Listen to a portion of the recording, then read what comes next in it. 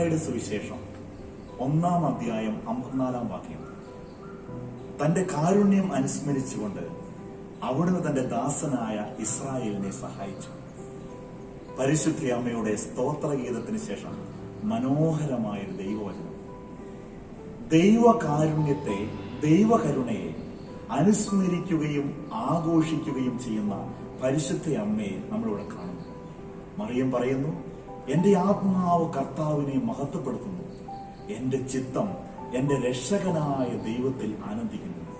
തലമുറകളായി തന്റെ പിതാക്കന്മാരുടെ കാലഘട്ടം മുതൽ അനവരതം ദൈവത്തിന്റെ കരുണ പ്രത്യക്ഷപ്പെടുന്ന വിശ്വാസ സമൂഹത്തിന് വേണ്ടി മറിയം തന്റെ സ്തോത്രഗീതം ആലപിക്കുകയാണ്.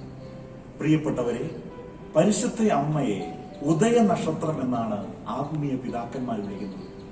എന്താണ് പരിശുദ്ധ അമ്മയെ ഉദയ നക്ഷത്രം എന്ന് വിളിക്കാൻ കാരണമെന്ന് ചോദിച്ചു കഴിഞ്ഞാൽ, പ്രഭാത കാലഘട്ടങ്ങളിൽ ആകാശത്ത് പ്രത്യക്ഷപ്പെടുന്ന ഈ നക്ഷത്രം സൂര്യന് മുന്നോടിയാണ്.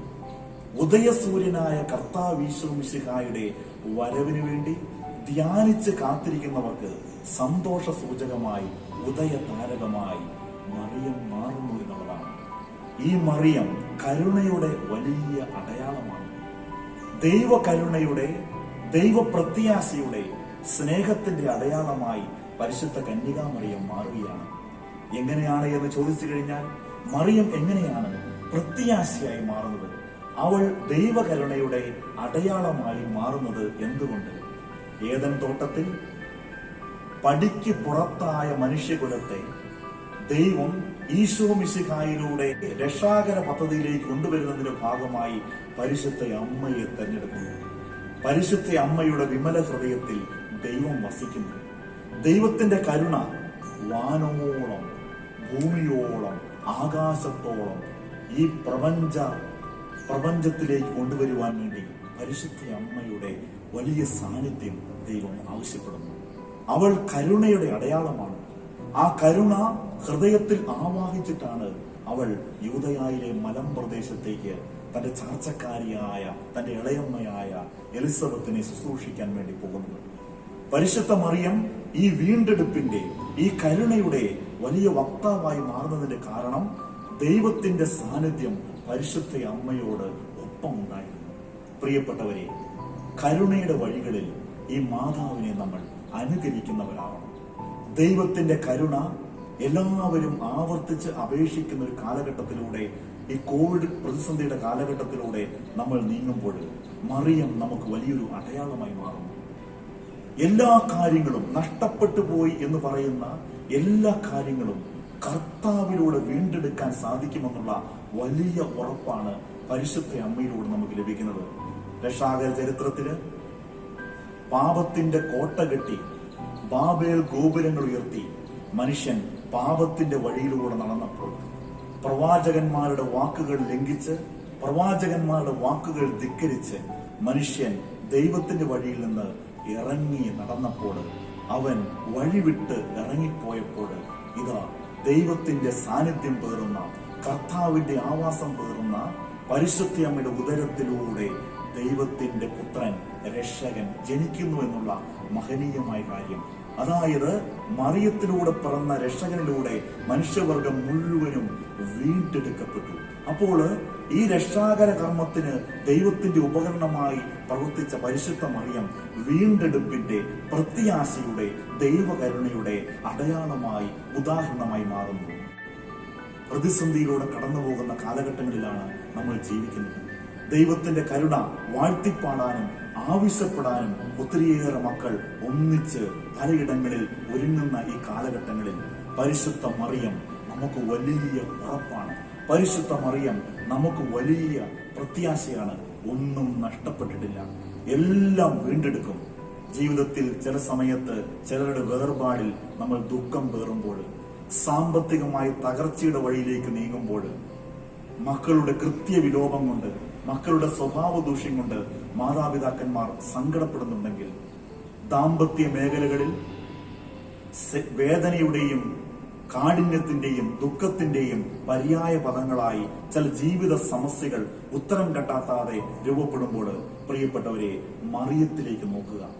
അവളിലൂടെ ഒരു വലിയ ജനം വീണ്ടെടുക്കപ്പെട്ടെങ്കിൽ ദൈവം നമ്മളെയും വീണ്ടെടുക്കുമെന്നുള്ള വലിയ കരുണയുടെ സുവിശേഷമായി മാതാവിന്റെ ജീവിതം മാറുകയാണ്. എങ്ങനെയാണ് വീണ്ടെടുക്കുന്നത്?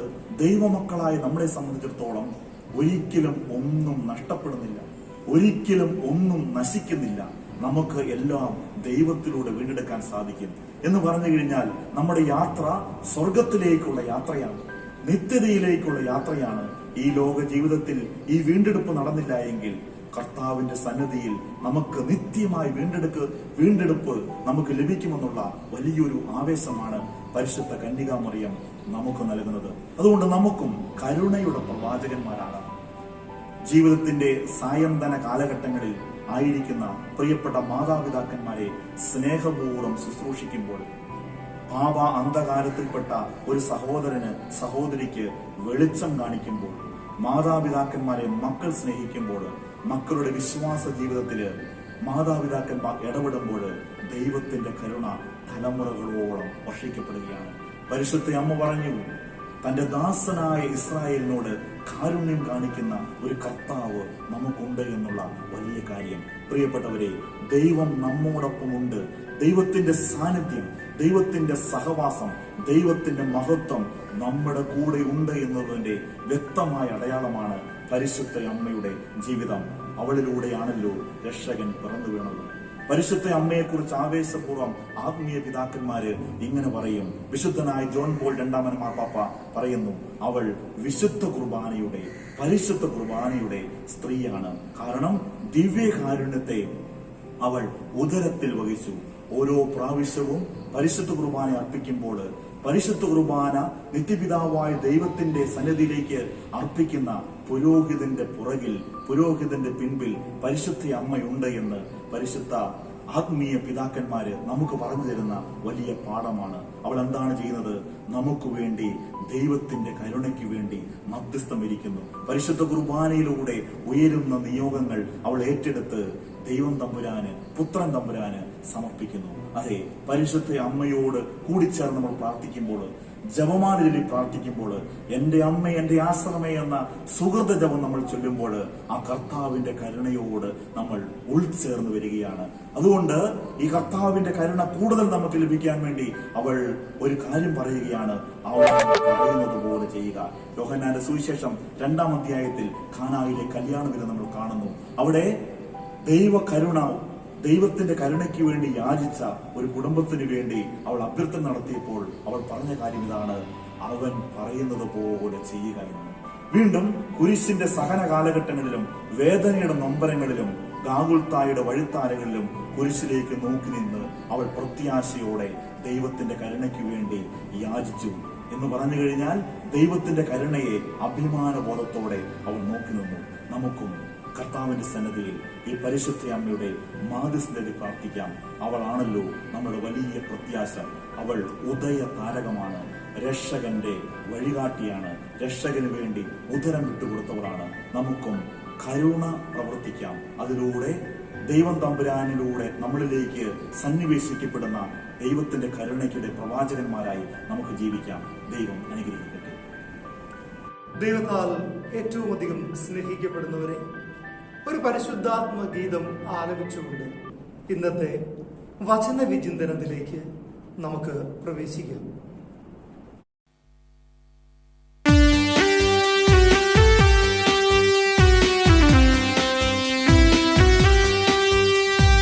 ജീവാഗ്നിയാ എന്നിൽ കൃപയായി എഴുകണമേ, ജീവാഗ്നിയാ എന്നിൽ കൃപയായി ഒഴുകണമേ, കൃപാഗ്നിയായി കൃപാഗ്നിയായി നിറയണമേ നിറയണമേ, കൃപാഗ്നിയായി കൃപാഗ്നിയായി നിറയണമേ നിറയണമേ, ജീവാഗ്നിയായി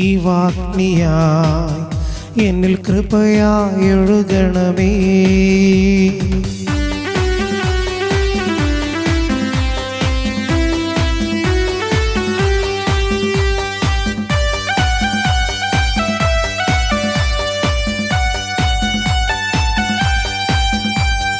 ദാവീദ്, സോളമൻ, ഏലിയ ഏലീശായിലെ ആത്മാവേ, ദാവീദ് സോളമൻ ഏലിയ. ഏലീശായിലെ ആത്മാവേ, നിറയണമേ നിറയണമേ പരിശുദ്ധാത്മാവേ. നിറയണമേ നിറയണമേ പരിശുദ്ധാത്മാവേ. ജീവാഗ്നിയാ എന്നിൽ കൃപയായി ഒഴുകണമേ. ജീവാഗ്നിയായി എന്നിൽ കൃപയായി ഒഴുകണമേ.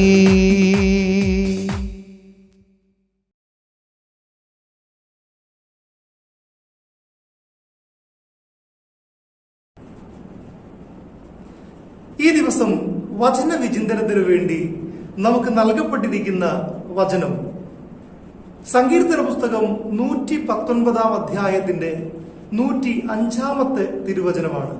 അവിടെ നമ്മൾ ഇങ്ങനെ വായിക്കുന്നു: അങ്ങയുടെ വചനം എൻ്റെ പാദത്തിന് വിളക്കും പാതയിൽ പ്രകാശവുമാണ്. ഒരു സഞ്ചാരിക്ക് ആ സഞ്ചാരിയുടെ പാദങ്ങൾ ഇടറാതെ ഇരിക്കേണ്ടതുണ്ട്. പാതയിൽ പ്രകാശം ഉണ്ടാകേണ്ടതുണ്ട്. യാത്ര പൂർത്തിയാക്കണമെങ്കിൽ സ്വർഗം ലക്ഷ്യമാക്കിയുള്ള യാത്രയിലെ സഞ്ചാരികളാണ് നാം ഓരോരുത്തരുമെന്ന് സഭ നമ്മെ പഠിപ്പിക്കുന്നു. സ്വർഗം ലക്ഷ്യമാക്കിയുള്ള ഈ യാത്രയിൽ നമ്മളുടെ ഓരോരുത്തരുടെയും പാദങ്ങൾ ഇടറാതെയും പാത ഇരുണ്ടുപോകാതെയും ഇരിക്കണമെങ്കിൽ ദൈവവചനങ്ങൾ നമ്മളിൽ ഓരോരുത്തരിലും അനുവർത്തിക്കപ്പെടണമെന്ന് ഈ വചനം നമ്മെ ഓർമ്മിപ്പിക്കുകയാണ്. ചിന്തിച്ചു നോക്കി, യാത്രയിൽ ചിലപ്പോൾ അതികഠിനമായ സങ്കടങ്ങളിലൂടെ നമുക്ക് കടന്നു പോകേണ്ടി വരും.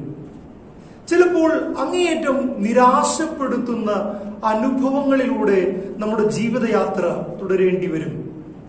ചിലപ്പോൾ വെറുപ്പിന്റെ നിമിഷങ്ങളിലൂടെ കടന്നു പോകേണ്ട ഒരവസ്ഥ നമ്മിൽ സംജാതമായേക്കാം. അതുമല്ലെങ്കിൽ അങ്ങേയറ്റം പ്രലോഭനങ്ങൾ നിറയുന്ന ജീവിത സാഹചര്യങ്ങളിലൂടെ നമുക്ക് കടന്നു പോകേണ്ടി വരാം. അപ്പോഴൊക്കെ സ്വർഗം ലക്ഷ്യമാക്കിയുള്ള നമ്മുടെ യാത്രയിൽ പാദങ്ങൾ ഇടറാതെ ഇരിക്കണമെങ്കിൽ, നമ്മുടെ പാതകൾ ഇരുളടഞ്ഞു പോകാതിരിക്കണമെങ്കിൽ പ്രകാശമുണ്ടാകണം. ആ പ്രകാശം ദൈവത്തിന്റെ വചനമാണ്. ജീവിതത്തിന്റെ ഓരോ ഭാവങ്ങളിലും വചനത്തിൽ എന്തെഴുതിയിരിക്കുന്നു? എന്താണ് നമ്മൾ വായിക്കുന്നത്? ഈശോ ചോദിച്ച ചോദ്യമാണ്, വചനത്തിൽ എന്തെഴുതിയിരിക്കുന്നു, നീ എന്ത് വായിക്കുന്നു? ജീവിതത്തിന്റെ ഓരോ ഭാവങ്ങളിലും നമുക്ക് ഇതേ ചോദ്യം നമ്മളോട് ചോദിക്കാം. ഇപ്പോൾ ഈ അവസ്ഥയിലൂടെ ഞാൻ കടന്നു പോകുമ്പോൾ വചനത്തിൽ എന്ത് എഴുതിയിരിക്കുന്നു? ഞാൻ എന്താണിപ്പോൾ വായിക്കേണ്ടത്? പരിശുദ്ധ അമ്മ അങ്ങനെയായിരുന്നു. ദൈവമേ, നിന്റെ വാക്ക് എന്നിൽ നിറവേറട്ടെ എന്ന് പറഞ്ഞ ദിവസം മുതൽ കാനായിലും കാൽവരിയിലും അമ്മ വചനം അനുവർത്തിക്കുന്നവളായിട്ടാണ് ജീവിച്ചത്. പ്രിയപുത്രന്റെ നിണമണിഞ്ഞ വഴികളിലൂടെ നടന്നു പോകുമ്പോഴും ഒരക്ഷരം പോലും മിണ്ടാതെ നിശബ്ദയായി ആ മകനെ അനുഗമിക്കാൻ അമ്മയ്ക്ക് കഴിഞ്ഞതിന്റെ കാരണം നിറവേറപ്പെടുന്നതെല്ലാം ദൈവവചന പ്രകാരമാണെന്ന് അമ്മ അറിഞ്ഞിരുന്നു. വചനത്തോട് അവൾ ആമേൻ പറഞ്ഞിരുന്നു. പ്രിയമുള്ളവരെ, വചനം പാദങ്ങൾക്ക് വിളക്കും പാതയിൽ പ്രകാശവുമായി തീരട്ടെ. ആമേൻ. നമുക്ക് വിശ്വാസ പ്രമാണം ചൊല്ലി പ്രാർത്ഥിക്കാം. സർവശക്തനായ പിതാവും ആകാശത്തിന്റെയും ഭൂമിയുടെയും സൃഷ്ടാവുമായ ദൈവത്തിൽ ഞാൻ വിശ്വസിക്കുന്നു. അവിടുത്തെ ഏകപുത്രനും ഞങ്ങളുടെ കർത്താവുമായ ഈശോ മിശിഹായിൽ ഞാൻ വിശ്വസിക്കുന്നു. ഈ പുത്രൻ പരിശുദ്ധാത്മാവിനാൽ ഗർഭസ്ഥനായി കന്യകാമറിയത്തിൽ നിന്ന് പിറന്ന് പന്തിയോസ് പീലാത്തോസിന്റെ കാലത്ത് പീഡകൾ സഹിച്ച് കുരിശിൽ തറയ്ക്കപ്പെട്ടു, മരിച്ച് അടക്കപ്പെട്ട് പാതാളങ്ങളിൽ ഇറങ്ങി, മരിച്ചവരുടെ ഇടയിൽ നിന്നും 3-ാം നാൾ ഉയർത്തു, സ്വർഗത്തിലേക്ക് എഴുന്നള്ളി സർവശക്തിയുള്ള പിതാവായ ദൈവത്തിന്റെ വലത്തുഭാഗത്ത് ഇരിക്കുന്നു. അവിടെ നിന്നും മരിച്ചവരെയും ജീവിക്കുന്നവരെയും വിധിക്കുവാൻ വരുമെന്നും ഞാൻ വിശ്വസിക്കുന്നു. വിശുദ്ധ കത്തോലിക്ക സഭയിലും പുണ്യവാന്മാരുടെ ഐക്യത്തിലും പാപങ്ങളുടെ മോചനത്തിലും ശരീരത്തിന്റെ ഉയർപ്പിലും നിത്യമായ ജീവിതത്തിലും ഞാൻ വിശ്വസിക്കുന്നു. ആമേൻ. പ്രതിഷ്ഠാജപം നമുക്ക് ഏറ്റുചൊല്ലാം. എന്റെ രാജ്ഞിയായ അമ്മേ, ഞാൻ എന്നെ തന്നെ പൂർണ്ണമായി അങ്ങയുടെ കരങ്ങളിൽ സമർപ്പിച്ചുകൊണ്ട് അങ്ങയോടുള്ള എന്റെ ഭക്തിയെ പ്രകടമാക്കുന്നു.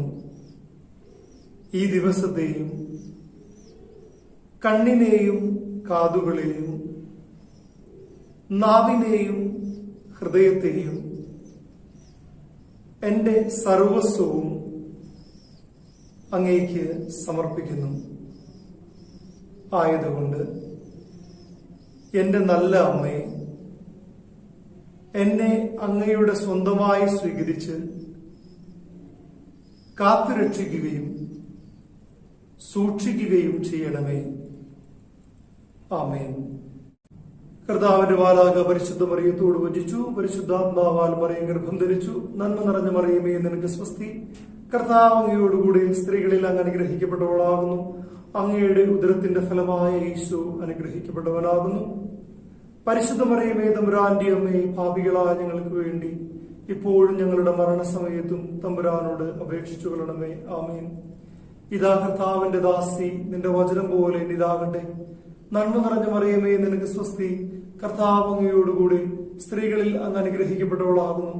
അങ്ങയുടെ ഉദരത്തിന്റെ ഫലമായ ഈശോ അനുഗ്രഹിക്കപ്പെട്ടവനാകുന്നു. പരിശുദ്ധ മറിയമേ, തമ്പുരാന്റെ അമ്മേ, പാപികളായ ഞങ്ങൾക്ക് വേണ്ടി ഇപ്പോഴും ഞങ്ങളുടെ മരണസമയത്തും തമ്പുരാനോട് അപേക്ഷിച്ചു കൊള്ളണമേ. ആമേൻ. വചനം മാംസമായി നമ്മളുടെ ഇടയിൽ വസിച്ചു. നന്മ നിറഞ്ഞ മറിയമേ, നിനക്ക് സ്വസ്തി. കർത്താവ് അങ്ങയോടുകൂടി സ്ത്രീകളിൽ അങ്ങ് അനുഗ്രഹിക്കപ്പെട്ടവളാകുന്നു. അങ്ങയുടെ ഉദരത്തിന്റെ ഫലമായ ഈശോ അനുഗ്രഹിക്കപ്പെട്ടവനാകുന്നു. പരിശുദ്ധ മറിയമേ, തമ്പുരാന്റെ അമ്മേ, പാപികളായ ഞങ്ങൾക്ക് വേണ്ടി ഇപ്പോഴും ഞങ്ങളുടെ മരണസമയത്തും തമ്പുരാനോട് അപേക്ഷിച്ചു കൊള്ളണമേ. ആമേൻ. ഈശോ മിശിഹായുടെ വാഗ്ദാനങ്ങൾക്ക് ഞങ്ങൾ യോഗ്യരാകുവാൻ സർവേശ്വരന്റെ പരിശുദ്ധ ദൈവമാതാവേ, ഞങ്ങൾക്ക് വേണ്ടി അപേക്ഷിക്കണമേ. പ്രാർത്ഥിക്കാം. സർവേശ്വര മാലാഖയുടെ സന്ദേശത്താൽ അങ്ങയുടെ പുത്രനായ ഈശോ മിശിഹായുടെ മനുഷ്യാവതാര വാർത്ത അറിഞ്ഞിരിക്കുന്ന ഞങ്ങൾ അവിടുത്തെ പീഡാനുഭവവും കുരിശുമരണവും മുഖേന ഉയർപ്പിന്റെ മഹിമ പ്രാപിക്കാൻ അനുഗ്രഹിക്കണമേ എന്ന് ഞങ്ങളുടെ കർത്താവായ ഈശോ മിശിഹാ വഴി അങ്ങയോട് ഞങ്ങൾ അപേക്ഷിക്കുന്നു. ആമേൻ. പിതാവിനും പുത്രനും പരിശുദ്ധാത്മാവിനും സ്തുതി, ആദിയിലെ പോലെ ഇപ്പോഴും എപ്പോഴും എന്നേക്കും. ആമേൻ. പിതാവിനും പുത്രനും പരിശുദ്ധാത്മാവിനും സ്തുതി, ആദിയിലെ പോലെ ഇപ്പോഴും എപ്പോഴും എന്നേക്കും. ആമേൻ. പിതാവിനും പുത്രനും പരിശുദ്ധാത്മാവിനും സ്തുതി, ആദിയിലെ പോലെ ഇപ്പോഴും എപ്പോഴും എന്നേക്കും. ആമേൻ. പരിശുദ്ധ ദൈവമാതാവേ, വിശ്വാസം എന്ന പുണ്യം എന്റെ ആത്മാവിൽ ജനിക്കുവാനും വളരുവാനും വർദ്ധിക്കുവാനും ഫലം ചെയ്യുവാനും എന്നെ സഹായിക്കണമേ. പരിശുദ്ധ ദൈവമാതാവേ, പ്രത്യാശ എന്ന പുണ്യം എന്റെ ആത്മാവിൽ ജനിക്കുവാനും വളരുവാനും വർദ്ധിക്കുവാനും ഫലം ചെയ്യുവാനും എന്നെ സഹായിക്കണമേ. പരിശുദ്ധ ദൈവമാതാവേ, സ്നേഹം എന്ന പുണ്യം എന്റെ ആത്മാവിൽ ജനിക്കുവാനും വളരുവാനും വർദ്ധിക്കുവാനും ഫലം ചെയ്യാനും എന്നെ സഹായിക്കണമേ. പരിശുദ്ധ ദൈവമാതാവേ, എളിമ എന്ന പുണ്യം എന്റെ ആത്മാവിൽ ജനിക്കാനും വളരുവാനും വർദ്ധിക്കുവാനും ഫലം ചെയ്യുവാനും എന്നെ സഹായിക്കണമേ. പരിശുദ്ധ ദൈവമാതാവേ, ക്ഷമ എന്ന പുണ്യം എന്റെ ആത്മാവിൽ ജനിക്കുവാനും വളരുവാനും വർദ്ധിക്കുവാനും ഫലം ചെയ്യുവാനും എന്നെ സഹായിക്കണമേ. പരിശുദ്ധ ദൈവമാതാവേ, പരിശ്രമശീലം എന്ന പുണ്യം എന്റെ ആത്മാവിൽ ജനിക്കുവാനും വളരുവാനും വർദ്ധിക്കുവാനും ഫലം ചെയ്യുവാനും എന്നെ സഹായിക്കണമേ. പരിശുദ്ധ ദൈവമാതാവേ, അനുസരണം എന്ന പുണ്യം എന്റെ ആത്മാവിൽ ജനിക്കുവാനും വളരുവാനും വർദ്ധിക്കുവാനും ഫലം ചെയ്യുവാനും എന്നെ സഹായിക്കണമേ. സ്വർഗസ്ഥനായ ഞങ്ങളുടെ പിതാവേ, അങ്ങയുടെ നാമം പൂജിതമാകണമേ, അങ്ങയുടെ രാജ്യം വരണമേ, അങ്ങയുടെ തിരുമനസ് സ്വർഗത്തിലെ പോലെ ഭൂമിയിലുമാകണമേ. അന്നു വേണ്ട ആഹാരം ഞങ്ങൾക്ക് തരണമേ. ഞങ്ങളോട് തെറ്റ് ചെയ്യുന്നവരോട് ഞങ്ങൾ ക്ഷമിച്ചിരിക്കുന്നത് പോലെ ഞങ്ങളുടെ തെറ്റുകൾ ഞങ്ങളോടും ക്ഷമിക്കണമേ. ഞങ്ങളെ പ്രലോഭനങ്ങളിൽ ഉൾപ്പെടുത്തരുതേ, ദുഷ്ടാരൂപിയിൽ നിന്നും അവന്റെ സൈന്യങ്ങളിൽ നിന്നും ഞങ്ങളെ രക്ഷിക്കണമേ. ആമേൻ. പിതാവിനും പുത്രനും പരിശുദ്ധാത്മാവിനും സ്തുതി, ആദിയിലെ പോലെ ഇപ്പോഴും എപ്പോഴും എന്നേക്കും. ആമേൻ. പരിശുദ്ധാത്മാവിനോടുള്ള പ്രാർത്ഥന നമുക്ക് ഏറ്റുചൊല്ലി പ്രാർത്ഥിക്കാം. പരിശുദ്ധാത്മാവേ വരണമേ. അങ്ങേ ഇഷ്ടദാസിയായ പരിശുദ്ധ മറിയത്തിന്റെ വിമല ഹൃദയത്തിന്റെ ശക്തമായ മധ്യസ്ഥത വഴി എന്നിൽ വന്ന് നിറയണമേ. എന്നിൽ വസിച്ച് എന്നെ നയിക്കണമേ. പരിശുദ്ധാത്മാവേ എഴുന്നള്ളി വരണമേ. എന്റെ ഹൃദയത്തിൽ വെളിച്ചം വീശണമേ. പരിശുദ്ധാത്മാവേ എന്റെ മനസ്സിലേക്ക് എഴുന്നള്ളി വരണമേ. ദൈവീക കാര്യങ്ങൾ മനസ്സിലാക്കുവാൻ കൃപ നൽകണമേ. പരിശുദ്ധാത്മാവേ എന്റെ ആത്മാവിന്റെ ആഴങ്ങളിലേക്ക് എഴുന്നള്ളി വരണമേ. ഞാൻ ദൈവത്തിന്റെ സ്വന്തമാകട്ടെ. ദൈവത്തിന്റെ ഉപരിമഹത്വത്തിനായി എന്റെ ചിന്തകളെയും വാക്കുകളെയും പ്രവൃത്തികളെയും വിശുദ്ധീകരിക്കണമേ. ഏറ്റുചൊല്ലി പ്രാർത്ഥിക്കാം. ഓ പരിശുദ്ധ മറിയമേ, എന്റെ ഹൃദയത്തെ അങ്ങയുടേതാക്കി മാറ്റണമേ. പുണ്യങ്ങളാൽ നിറച്ച് പരിശുദ്ധിയുടെ പൂമാല ചാർത്തണമേ. അങ്ങേക്ക് പ്രതിഷ്ഠിച്ചിരിക്കുന്ന എന്റെ ഹൃദയം അങ്ങയുടെ സ്വന്തമാക്കണമേ. അങ്ങേക്കുള്ള കാഴ്ചവസ്തുവായി എന്റെ ഹൃദയത്തെ പിതാവായ ദൈവത്തിന് സമർപ്പിക്കണമേ. അങ്ങയുടെ ഹൃദയത്തെ മറ്റുള്ളവർ അറിയുവാൻ എന്നെ അങ്ങയുടെ ഉപകരണമായി മാറ്റണമേ. പന്തക്കുസ്ത പ്രാർത്ഥനയും നമ്മൾ ചൊല്ലുന്നു. ഏറ്റുചൊല്ലാം. ക്രിസ്തുവിന്റെ ആത്മാവേ എന്നെ ചലിപ്പിക്കണമേ. ക്രിസ്തുവിന്റെ ആത്മാവേ എന്നെ മാറ്റണമേ. ക്രിസ്തുവിന്റെ ആത്മാവേ എന്നെ നിറയ്ക്കണമേ. ക്രിസ്തുവിന്റെ ആത്മാവേ എന്നെ മുദ്രയടിക്കണമേ. ഓ സ്വർഗസ്ഥനായ പിതാവേ, അങ്ങയുടെ ഹൃദയത്തിൽ എന്നെ പ്രതിഷ്ഠിക്കണമേ. പുണ്യങ്ങളുടെ ഒരു ഉറവ എന്നിൽ സൃഷ്ടിക്കണമേ. എന്റെ ആത്മാവിനെ അങ്ങയുടെ സ്വന്തമായി മുദ്രകുത്തണമേ. അങ്ങനെ ഞാൻ അങ്ങയുടെ പ്രതിബിംബമായി മറ്റുള്ളവരുടെ മുൻപിൽ പ്രകാശിക്കുവാൻ കൃപ തരണമേ. ആമേൻ. നമ്മുടെ കർത്താവിശ്വവും ശിഹായുടെ കൃപയും പിതാവായ ദൈവത്തിന്റെ സ്നേഹവും പരിശുദ്ധാത്മാവിന്റെ സഹവാസവും നാം എല്ലാവരോടും കൂടെ ഉണ്ടായിരിക്കട്ടെ, ഇപ്പോഴും എപ്പോഴും എന്നേക്കും. ആമേൻ.